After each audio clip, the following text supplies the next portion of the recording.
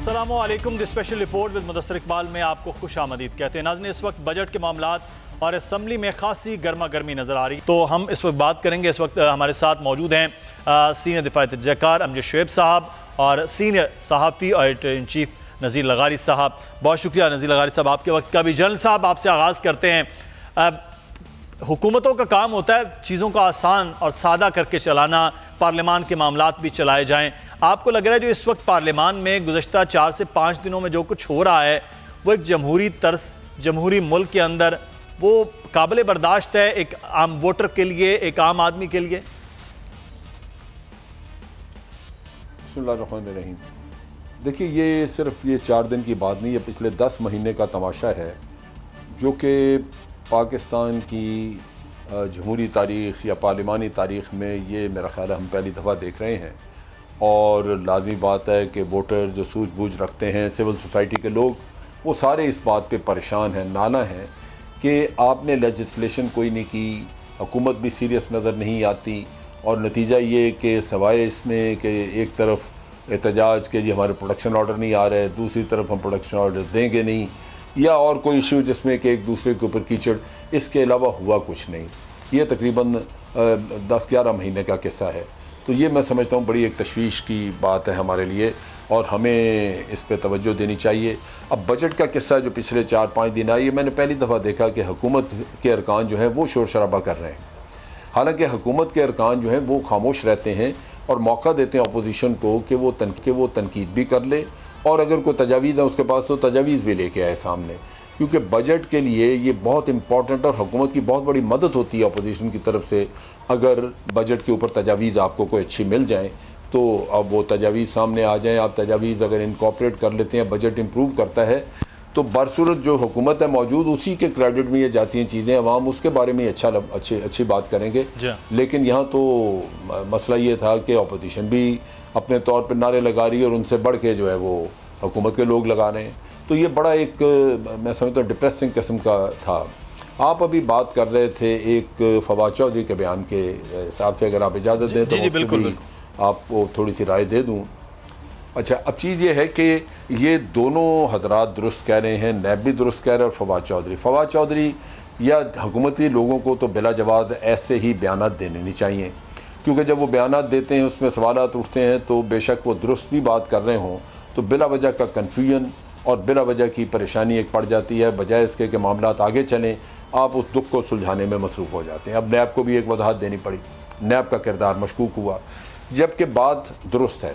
बात देखिए कि पिछले दौर में नून लीग का दौर ले लीजिए, यहाँ पे अयान अली का किस्सा हुआ।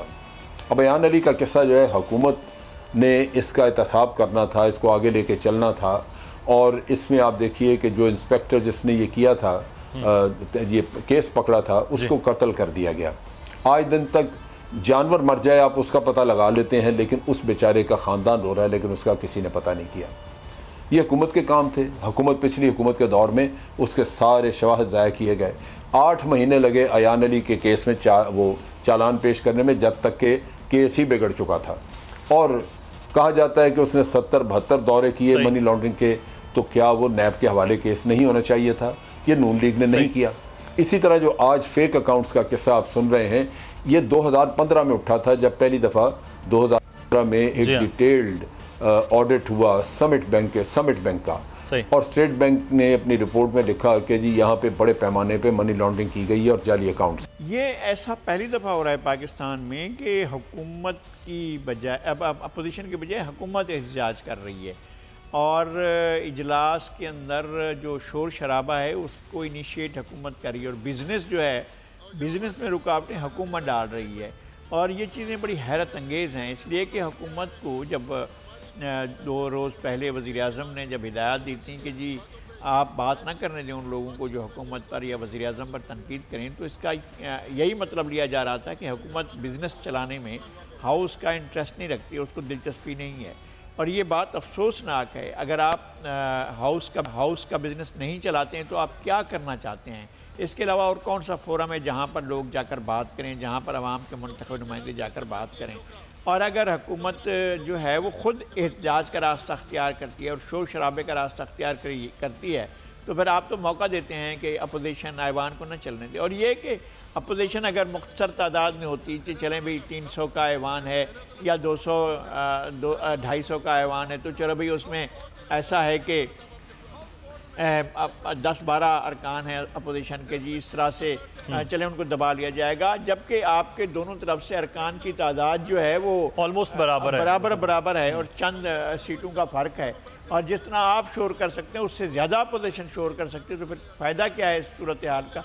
यही बलूचिस्तान में खैबर पख्तूनख्वा में हो रहा है। वहाँ आपकी हुकूमत है, वहाँ आपकी अक्सरियती हुकूमत है, कतई वो है, आपका एब्सोल्यूट मेजॉरिटी है वहाँ पर।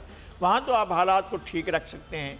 वहाँ अपोजिशन के एक रुकन ने ये कहा है, जब स्पीकर ने अपनी उनकी कही हुई बात को जो है वो स्पंज कर दिया, तो फिर अब मज़ीद शोर बढ़ाने की क्या ज़रूरत है, फिर हंगामा करने की हुकूमत की तरफ से क्या ज़रूरत है? ठीक है, उन्होंने कहा जी मैंने आपके ये अल्फाज निकाल दिए कार्रवाई से, तो बस निकाल दिए गए, उसके बाद बात को आगे ले जाएं और मामलात को आगे ले जाएं, मगर वो इस तरह मुतमईन नहीं हो रहे हैं। मेरा ख्याल है कि माशरे के अंदर जो वैसे एग्रेसिवनेस है लगारी साहब, वही शायद असम्बलियों के अंदर भी ज़्यादा नज़र आ रही है कि कुछ लोगों के जाने से। वो आज उसका ख्वाजा आसिफ साहब भी बात कर रहे थे, जनरल साहब, वो कह रहे थे कि अगर हम सुलह जोई की बात करते हैं तो ये कहा जाता है कि NRO मांग रहे हैं। हाँ, आप तनकीद करते हैं कि इलाज बाहर जाते हैं, बाहर तमाम सियासतदान, तो आप तो मईशत का इलाज बाहर से करवाने के लिए, इस किस्म के जुमले तो बहरहाल चल रहे होते हैं। लेकिन आज उन्होंने एक बात की है कि जो लोग वफादारियाँ तब्दील करते हैं वो पार्लियामेंट का माहौल कशीदा करते हैं, और अफसोस होता है कि वो लोग आगे सीटों पर बराजमान होते हैं।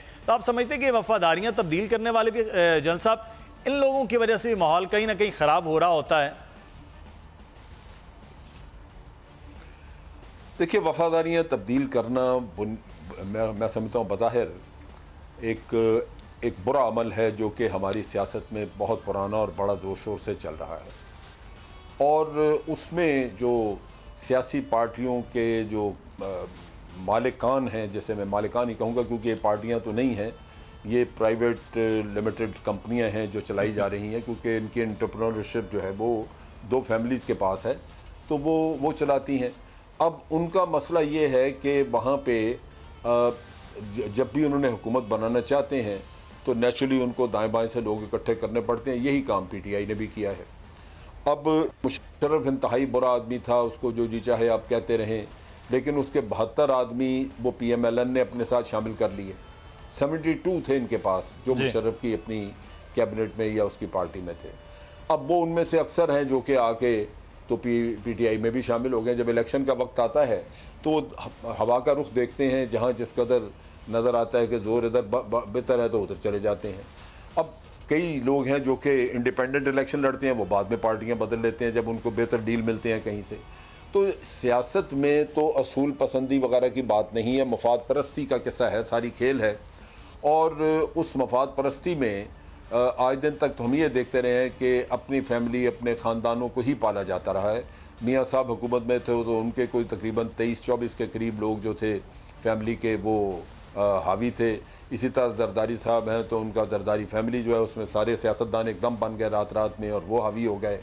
ये वो चीज़ें हैं जो कि इसको गंदा करके बैठी हुई हैं सियासत को, और उसमें इखलाकियात नाम की कोई चीज़ नहीं है। वो आप बिल्कुल बेधड़क अपनी पार्टी बदलते हैं, आप उनको लोटा के जी चाहे कह लें, उनके अंदर इतनी करेज है कि वो अपने गलत काम को ढिठाई से फेस कर सकते हैं, क्योंकि उनको हर चीज़ के ऊपर अपना मफाद हावी नज़र आता है। तो ये चीज़ तो सियासत से हम नहीं निकाल सके, बदकिस्मती। ख्याल था कि शायद PTI इस पे तकिया ना करे, लेकिन हमने देखा कि आखिर में आके उनका भी यही तौर तरीका रहा। तो इसका मतलब यह है कि सियासत हमारी मुकम्मल तौर पे पॉल्यूटेड है। उसके तरफ दूसरी तरफ जो है वो आपकी मजहबी जमातें, उनकी अवाम में कभी पजीराई नहीं हुई, लेकिन मजहबी जमातों में भी आप मौलाना की जमात देख लें, मौलाना फजल रहमान तो वो काबज़ हैं, उसमें किसी और की कोई ज़रूरत नहीं है कि वो उधर जा सके।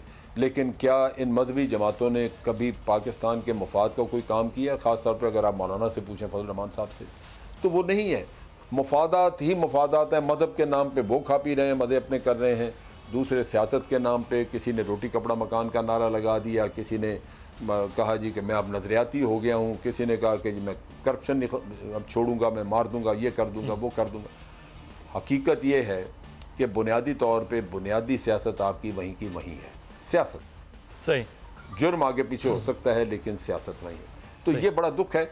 आप जमहूरियत का नाम हम लेते हैं, लेकिन जमहूरियत का पहला अमल तो ठीक है, आप इलेक्शन करवा देते हैं, उसके बाद जमहूरियत नहीं है। हमारे मियाँ साहब को ही देख लीजिए कि मियाँ साहब की चूँकि परवरिश ज़ियाउल हक के ज़ेर साया हुई थी, और जिस भी हुक्मरान की परवरिश एक डिक्टेटर के नीचे होती है, उसका जो गवर्नेंस का स्टाइल होता है उसमें डिक्टेटरशिप आ जाती है। बिल्कुल। और वो नज़र आती है, क्योंकि मियाँ साहब को आप देखें किस तरह सिंह फंसाते हैं वो किसी के साथ। उनको एक बड़ा महारत है इस काम में कि हर दफ़ा जब हुकूमत मिलती है तो किसी न किसी से सिंह फंसा के बैठ जाते हैं। हमने शाह खान के साथ पहले फंसाया, अब दूसरी दफ़ा जब हुकूमत मिली तो मियाँ साहब को आप देखिए कि उन्होंने एक प्रेसिडेंट की छुट्टी कराई, एक चीफ ऑफ आर्मी स्टाफ की छुट्टी कराई, फिर दूसरे के पीछे पड़ गए, फिर एक चीफ जस्टिस की छुट्टी कराई, फिर सुप्रीम कोर्ट के ऊपर हमला कर दिया। ये सारे वो डिक्टेटरों वाले काम हैं। यानी तबीयतों में भी जमहूरियत नहीं है, पार्टियों के अंदर तो नहीं है लेकिन तबीयतों में भी नहीं है। लेकिन अब तो वो कहते हैं कि मैं नजरियाती हो गया हूं, अब तो जमहूरी और नजरियाती अमल की ज़्यादा ये देखे ना, ये सारा ये कॉल ऑफ फेल में इतना बड़ा तजाद होता है। झूठ बोलना, मसलन प्रॉपर्टीज़ का एक हिसाब ले लें, कितने झूठ बोले हैं इसमें। कोई कहता है जी मेरी है अल्हम्दुलिल्लाह, पढ़ के तो वो सारा कुछ कहा जाता है। फिर वो कभी कहते हैं कि जी मेरी नहीं है, फलां बेनिफिशरी है, फिर कतर का खाता आ गया, फिर आप देखिए कि जाली एफिडेविट आ गया। यानी हैरान होता है इंसान कि यार आप लोग इतने इतने बड़े ओहदों पे, अल्लाह ताला ने आपको इतने इतने मकाम और इज़्ज़तें दी, और आप फैब्रिकेटेड डॉक्यूमेंट्स बनाने से भी गुरेज नहीं करते। क्योंकि एक चीज़ शायद जो डिक्टेटर्स के साथ रहे हैं वो उनमें थोड़ा सा है कि इन्होंने एक अच्छा अमल आया। मैं जनरल साहब FATF का मामला आगे बड़ा आम, मैं उस पर भी आपकी राय जानूँगा प्रोग्राम से। पर मैं लगारी साहब, ये ज़ियाउल हक साहब के साथ रहने का आज एतराफ़ भी किया ख्वाजा आसिफ साहब ने असम्बली के फ्लोर पर। उन्होंने कहा मैं ज़ियाउल हक के साथ रहा, आज तक उनके ख़िलाफ़ एक जुमला नहीं बोला। अब मियाँ नवाज शरीफ साहब के साथ तलाल चौधरी साहब थे जो किसी दौर में काफ़ली का हिस्सा थे, दानियाल साहब थे वो भी काफ़ली का हिस्सा रहे, मारवी मेमन साहब ये बड़े ख़िलाफ़ बोलते रहे, इमरान खान साहब के भी और जरदारी साहब के भी बहुत इन्होंने एग्रेसिवनेस शो की। आज वो लोग नहीं हैं। अब PTI में देखते हैं तो जो बड़े एग्रेसिव हैं फवाद चौधरी साहब हैं, फिरदौसा शिकावान साहिबा हैं, या दीगर कुछ लोग हैं, अब वो भी कहीं से इम्पोर्ट होकर पीपल्स पार्टी से या नून लीग से या काफ लीग से, वो भी इन लोगों के एग्रेसिवनेस निस्बतन ज़्यादा है उनकी अपनी पार्टियों के लोगों से। लेकिन एक चीज़ तो अच्छी ख्वाजा आसिफ साहब ने बताई कि डिक्टेटर के साथ रहे हैं, तो वो कहते हैं मैंने कभी नहीं बोला जिसके साथ बंदा रहा हो, इतनी तो होनी चाहिए खर्च। ये किरदार की बात है, अगर उनका किरदार ऐसा है और वो ओन करते हैं, ये उनका अपना, इसलिए कि उनके वालिद साहब जो थे ख्वाजा मोहम्मद सफदर, वो ज़ियाउल हक की मजलिस शूरा के चेयरमैन। जी हाँ।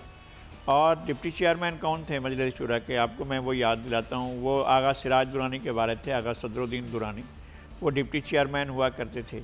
तो ये बहुत से लोग हैं सियासत के अंदर जो ये अपना, हमारे एहसन इकबाल साहब आपा निसार फातिमा के साहबजादे हैं, इनके वालिद साहब थे। इसी तरह से अपना हामिद नासिर चट्ठा थे, उनके वालिद साहब थे, वो जनरल ज़ियाउल हक के साथ थे। ये खुरम दस्तगीर हैं, इनके वालिद गुलाम दस्तगीर खान, वो ज़ियाउल हक के फ्रंट मैन थे, बिल्कुल इब्तदाई लोगों में उनके साथ थे। इसी तरह से पाकिस्तान की सियासत में बहुत से लोग हैं जो जनरल्स की तरफ से या डिक्टेटर की तरफ से आए हैं। इस तरह परवेज़ मुशर्रफ की जो लेगेसी है वो चल रही है, और दानियाल बहरहाल परवेज़ मुशर्रफ के ही साथ थे। परवेज़ मुशर्रफ के जो ब्यूरो था, उस ब्यूरो का जो पूरे आपके बल्दियाती निज़ाम को कंट्रोल करता था, बिल्कुल पूरा उसके सरबराह के तौर पर काम करते थे। फिर वही जो थे वो नवाज शरीफ को हाँक कर ले गए इस तरफ को। जी इस डेवोल्यूशन के लिए मामलात भी सारे उन्होंनने बनाए थे, कुछ बाहर बनाए थे, लेकिन ये कि यही लोग थे जो उमर अयूब साहब सर आज वो बहुत ज़्यादा परसों बहुत ज़्यादा एग्रेसिव हो रहे थे। वो नवाज शरीफ साहब पर एतराज़ात कर रहे थे, पिछले 5 साल उनकी हुकूमत का हिस्सा रहे, उससे पहले वो काफ लीग का भी हिस्सा रहे, पीपल्स पार्टी के नहीं रहे बाकी, लेकिन तमाम सियासी जमातों का। उमर अयूब साहब भी, उमर अयूब का वालिद साहब वज़ीर ख़ारिजा थे नवाज शरीफ के साथ। जी बिल्कुल। वो शिकावान साहिबा काफ लीग, पीपल्स पार्टी, फिर उनके बाकी कज़न्स भी इस वक्त भी खैबर पख्तूनख्वा में हैं, अब यहाँ पर भी हैं, वो सियासत कर रहे हैं। और सियासत तो जनरल साहब की बात जो है लगारी साहब के, वो प्राइवेट लिमिटेड है, ऊपर बस वो जो जिनके पास शेयर्स ज़्यादा हैं उन्हीं का होल्ड है। अफसोस है, अफसोस है। मैं जनरल साहब से इत्तफाक करता हूँ, बहुत अफसोस है कि हमारे यहाँ पॉलिटिकल पार्टियाँ नहीं बन सकी हैं और लोगों की ख़ानदानी लिमिटेड कंपनियाँ बनी हैं, और वो इस बात का एतराफ़ भी नहीं करते कि जनाब हम हमने पार्टियां नहीं बनाई हैं या हमारी पार्टियां नहीं बनाने दी गई। चलें आप ये कहते हैं कि जनाब हमें प्रेशर है, हम अपनी पार्टियां बना नहीं सकते हैं, या इस तरह की बात कहते हैं, या कहते हैं कि जनाब ये पार्टियां जो शुरू से लेकर नर्सरी के तौर पर ऊपर तक जाएं। आखिर आप पार्टियों की तारीख देखें, लेबर पार्टी की तारीख देखें, मुख्तलिफ यूनियनों के ज़रिए एक पार्टी बनाई गई थी, बिल्कुल, और कंजर्वेटिव पार्टी की तारीख देखें आप। इसी तरह से जाकर डेमोक्रेटिक पार्टी जो है और वो जो है अपना रिपब्लिकन पार्टी। लेकिन सर एक चीज़ है जनरल साहब, मैं चाहूँगा कमेंट कर लें, लेकिन सवाल क्योंकि प्रोग्राम के अख्ताम की जानिब जा रहा है, एक अहम मामला FATF। एक चीज़ है सर, ये प्राइवेट लिमिटेड कंपनियों का मुस्तकबिल शायद अगले आने वाले वक्त में उतना ताबनाक नहीं रहा, क्योंकि हमें कांग्रेस को देखा है मुसलसल हार की सूरत है, और वहाँ पे ऐसी कोई प्राइवेट लिमिटेड कंपनी नहीं है BJP जो जीत कर आई हो।